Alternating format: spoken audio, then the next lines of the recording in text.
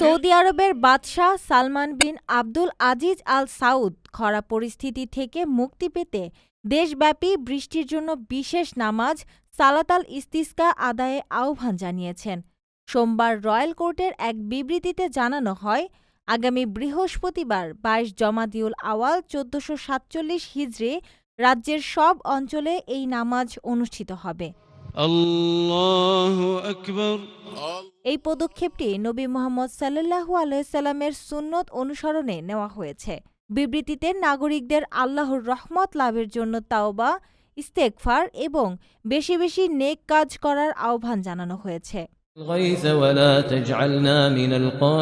Royal court প্রত্যেক সক্ষম মুসলমানকে এই নামাজে অংশ নিয়ে আল্লাহর দরবারে বিনয় ও ধৈর্যের সঙ্গে দোয়া করার অনুরোধ করেছে।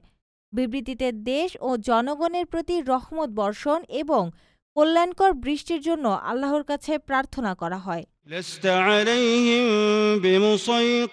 আপনার স্বপ্নগুলো আকাশ ছুবে প্রবাসীর হেলিকপ্টারের মাধ্যমে। বিয়ে, জন্মদিন অথবা যে কোনো বিশেষ প্রয়োজনে হেলিকপ্টার ভাড়া করতে যোগাযোগ করুন স্ক্রিনে দেয়া নাম্বারে। প্রবাসীর হেলিকপ্টার, নিরাপদ ও সাশ্রয়ী বাহনের বিশ্বস্ত নাম।